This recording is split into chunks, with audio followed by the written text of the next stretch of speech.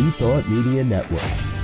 We are a global broadcast network of positive music, media, and entertainment, inspiring humanity's evolution along the journey of enlightenment and creating a world of love, peace, empowerment, and prosperity for all. New Thought Media Network. Positively inspiring.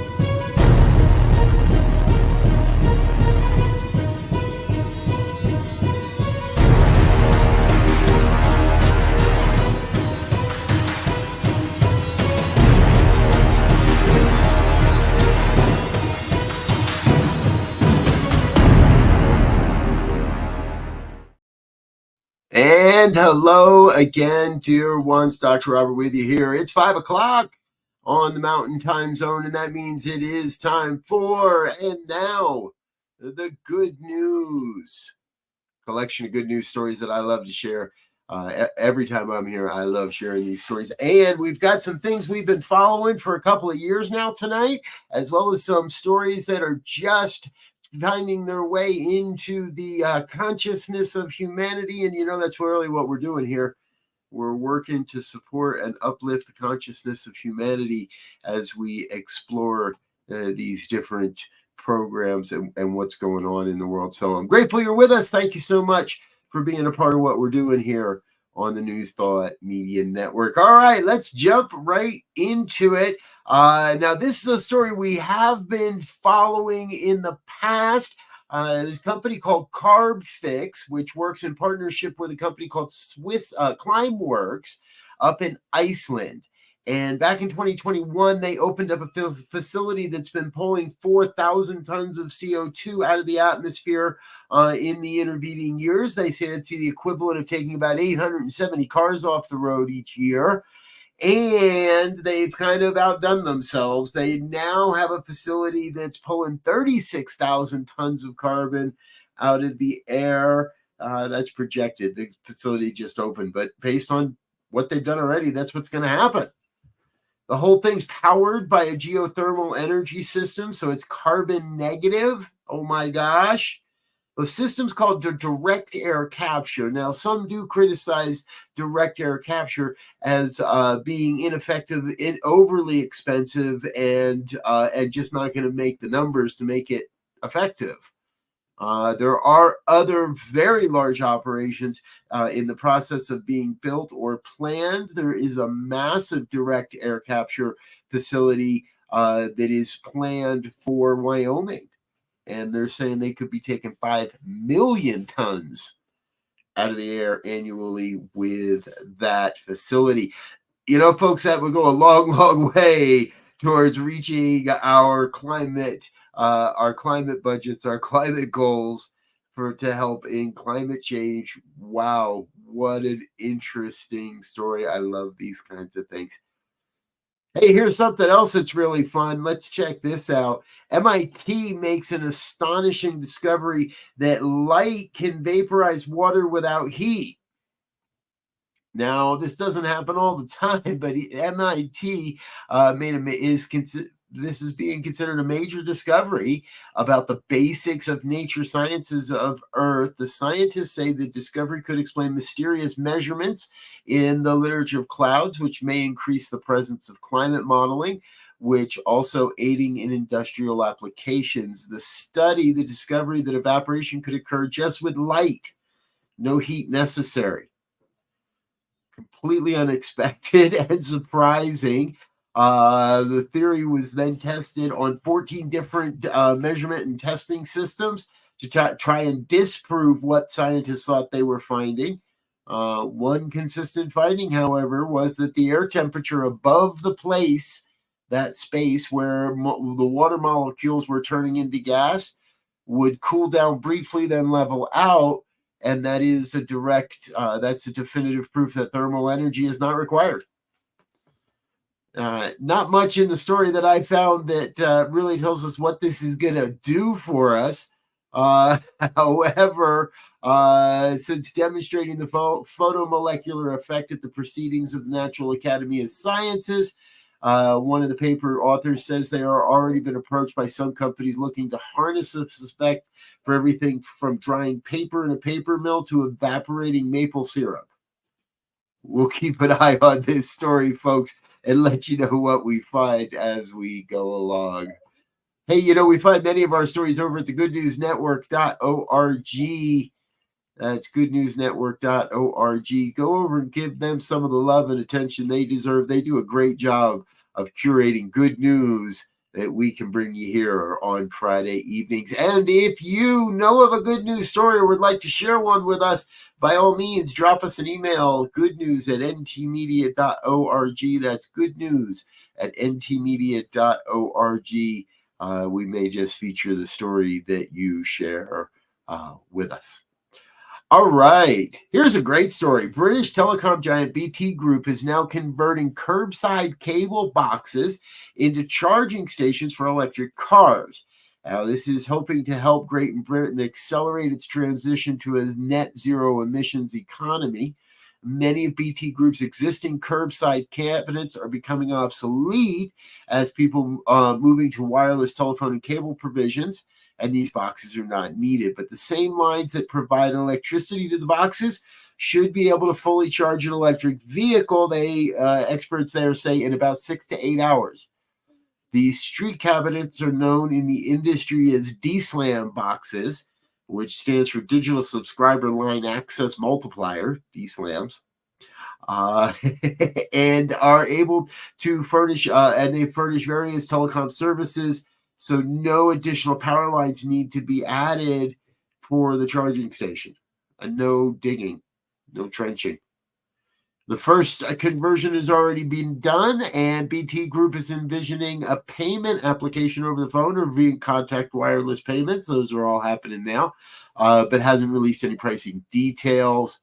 Currently, there are about 54,000 charging stations in the United Kingdom, but drivers' number one reason for selecting an internal combustion engine vehicle is the anxiety that a charging station won't be available along their route if they're driving an EV.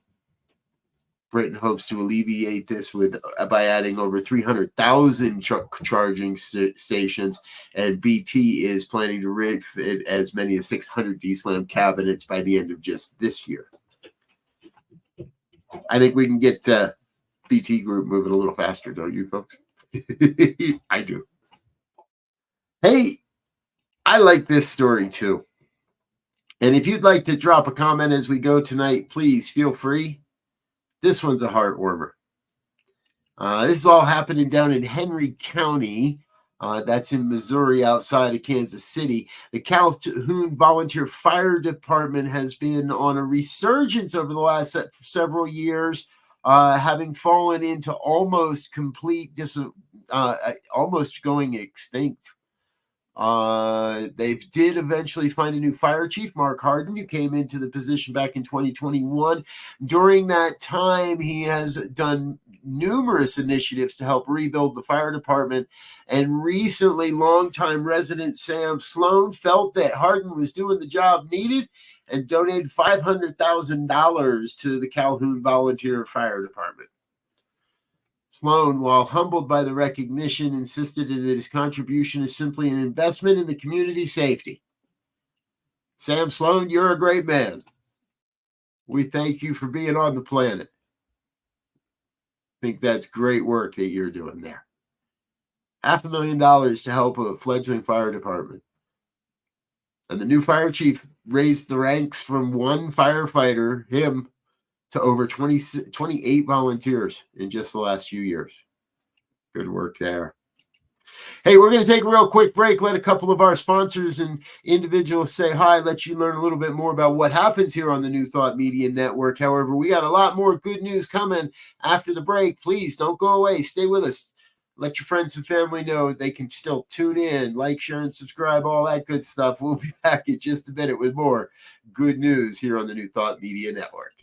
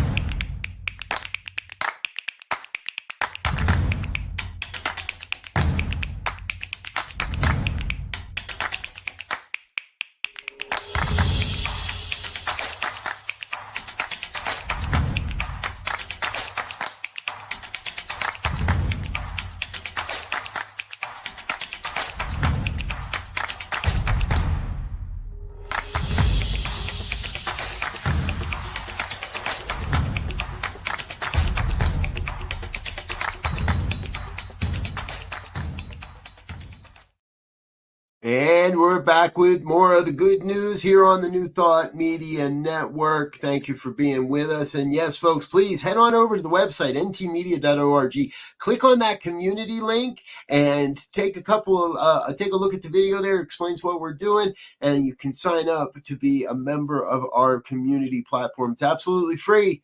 And you learn more about all the great programming we have here on New Thought Media Network and all the people that are making it happen. And it is thanks to people like you that we do get to do what we do. We get to share the good news.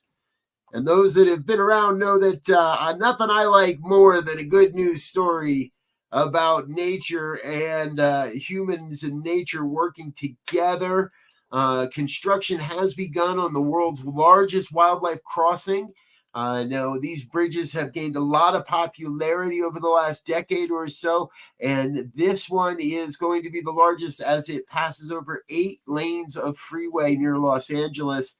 It's all about the local mountain lion population. We've reported on this in the past. However, it's here. It's happening. The structure is a testament to all of us wanting a future for wildlife and mountain lions in the Santa Monica Mountains. That's according to Ben Pratt, the California Executive Director of National Wildlife Federation. Now, this bridge will not only keep animals safe, it will reduce human-wildlife traffic accidents. Every year, there's more than 1 million wildlife vehicle collisions, resulting in over 200 deaths and over 26,000 injuries to drivers and passengers. Named the Wallace-Annenberg Wildlife Crossing, project leaders began 8 years ago raising the funds needed for the $92 million bridge. Oh my gosh. They did receive a matching grant from Wallace-Annenberg, the foundation. That's where the name comes from. It's estimated that there's over 1,500 of these wildlife passages that have built both over and under major highways and rural roads across America. There's a great one right here in Colorado up on I-70. The bison can go under the road and under the highway over to span 2 different pieces of land, 2 different territories. Pretty cool stuff. Hey, here's a good news story about fish. Yeah, we're in the wildlife segment. After decades of overfishing in the Northwest Atlantic Ocean, hake fisheries off the coast of Spain are as large as ever thanks to timely and targeted conservation measures. It believes that the same methods that are used there could be used in other saltwater species of economic value and have the potential to increase sustainable catch quotas of existing managed fish. Back in 1980, the indiscriminate fishing practices were causing catch numbers to plummet, threatening the species, the marine food web, fishermen's livelihood, and the cuisine of Europe, green conservatives stepped in, and now the stocks are stronger than ever. Good news. We've got fish making their way back. The hake measures have been implemented more slowly, though they're increased, and all the levels could suffer sudden decline. So we need to keep an eye on this. It's a result of very careful management, and careful management is going to be necessary to continue with the work. Here's one I found. Wow, the headline on this one, folks. White-tailed eagle breeds in Belgium for first time in 500 years. Don't be confused. It's not the first time the species has bred in the last 500 years. These are a nesting pair that are breeding in Belgium, and it is the first time in Belgium in over 500 years. Now, the bird is not even on the endangered species list, but it is the sign of a brilliant comeback that had a bird that had been heavily depopulated across most of Western Europe. One chick was recorded hatching at De Blaka Natural Reserve in West Flanders to a pair of mates called Paul and Betty. And a second chick is expected soon. Right on. There's actually over 6,000 breeding pair of the white-tailed eagle in Europe, and the species is listed as least concern by the IUCN Red List. Iconic for Europe as far back as 6,000 years, when sea eagle bones were ceremonially interred with human remains. They are present on coats of arms and carvings, and their talons have been found within notches cut by Neanderthals. It's good to see the bird continues. The white-tailed eagle. I'd love to see one. Wouldn't you? We get all kinds of fun birds to look at here in Colorado. I saw a beautiful red-tailed hawk today, but I'm looking for a white-tailed eagle now. Got to go see one. Hey, folks, we're going to take another real quick break, let a couple more people say hello and thank you. But we do have more to come tonight, including our Hero of the Week. Please stay tuned, stay with us. We'll be right back after this. The New Thought Men's community proudly presents New Thought Men's Summit, Foundations, an online conference, September 22nd through 27th. Register today at www.newthoughtmens.community, featuring 22 New Thought speakers, ministers, and visionaries, sharing their wisdom of modern spiritual masculinity. New Thought Men's community, empowering wholeness, centered in spiritual living. Please help us say thank you to our organizational sponsors, including the Hefferland Foundation, Affiliated New Thought Network, International New Thought Alliance, Science of Mind Archives and Library Foundation, Center for Spiritual Living Denver, Center for Spiritual Living Midtown, New Thought Philadelphia, Planned Happiness Institute, Summit Center for Spiritual Living, One Heart Retreats, Center for Spiritual Living on the Lake, Unity Kitchener, Unity Spiritual Center Ottawa, Om Center for Spiritual Living, Satya Center, Begin Within Ministries, Center for Spiritual Living North Jersey, Unity of Savannah, and the Center for Spiritual Living Seattle,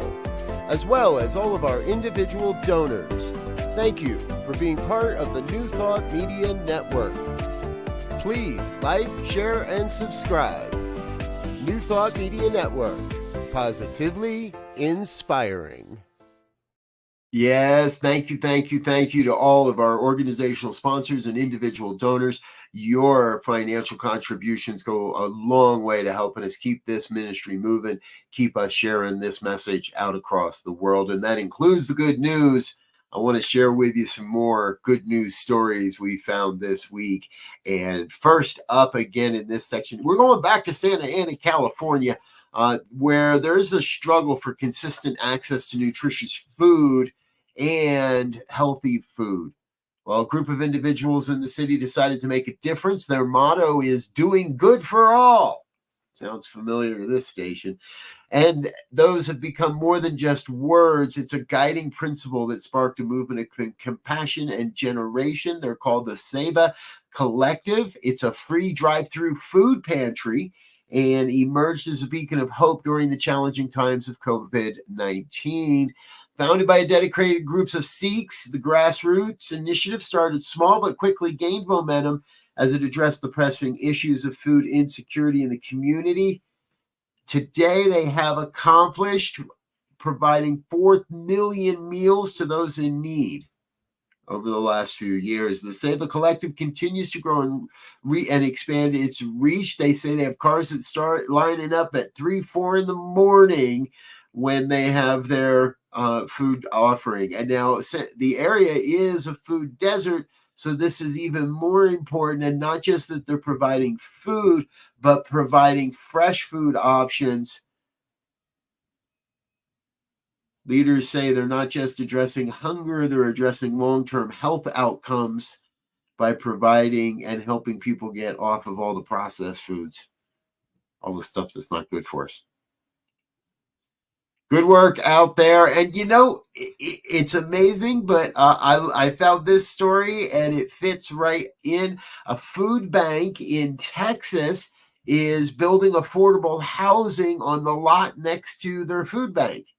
All this is to help people that are juggling with homelessness and need a place to be as well as food. It's a 51-unit apartment complex. It hasn't gone up yet, but planning has begun for the facilities.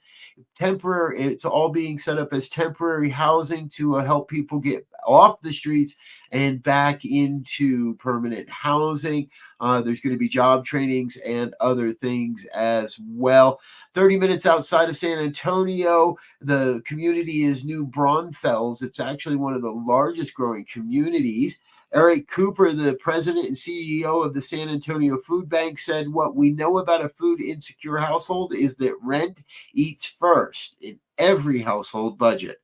If we can provide food that in some way allows a family to cost shift their dollars to stay housed, for food banks across the country, hundreds of millions of dollars in the value of food is offsetting rent payments going to landlords."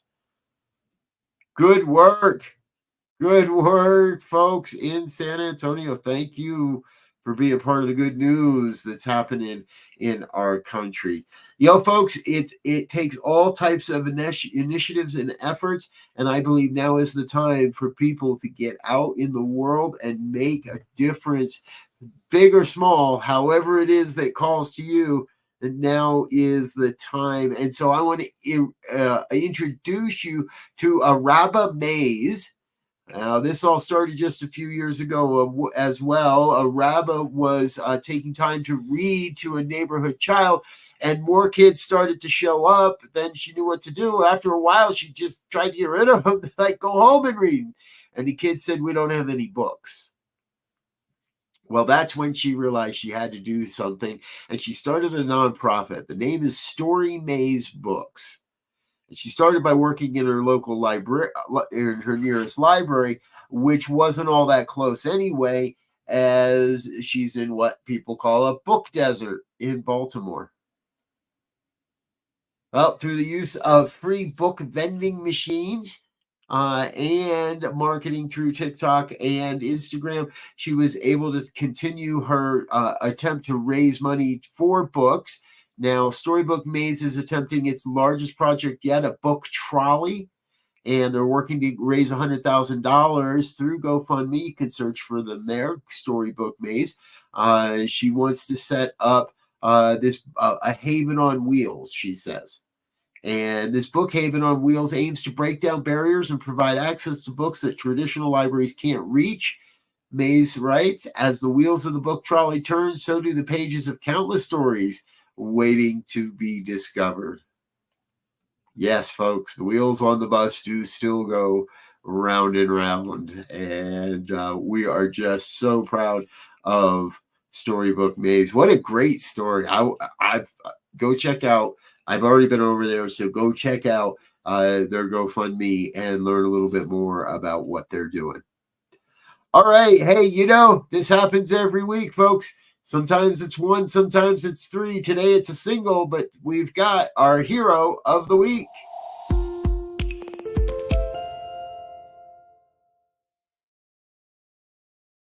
I'd like to introduce you to eighth grade AC Holland III.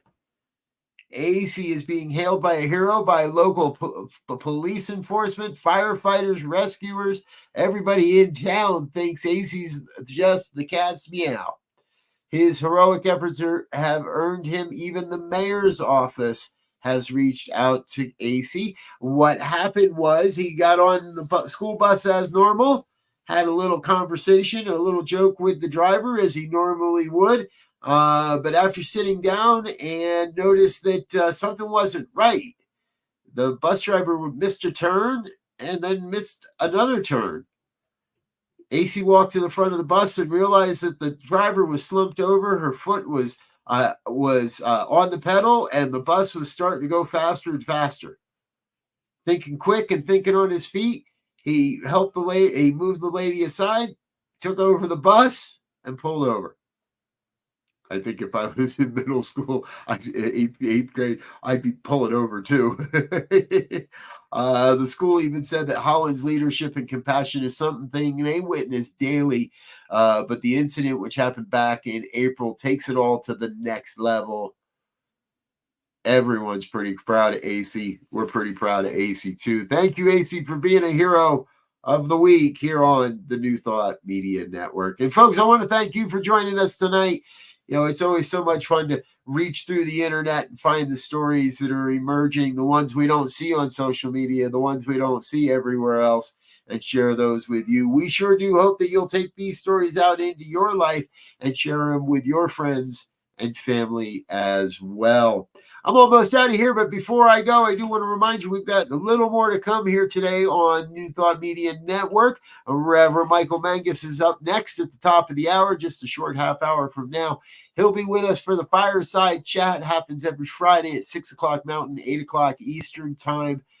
He takes an in-depth look at some of the things that are happening on the planet, and let's make sure we bring them a new thought perspective to all of it. We invite you to join us for that. Of course, our evening prayers are tonight at 8:15, and tomorrow, stay with us. It is Science of Mind Saturday, and it's Dr. Tracy Brown with us tomorrow morning at 9 for the Science of Mind and Spirit Conversation series. Happens every Saturday morning, 9 a.m. Mountain Time, right here on the New Thought Media Network. All right, I'm Reverend Robert. I'm going to get out of here for now. Until next time, I want to thank you and wish you peace and richest blessings. Bye now.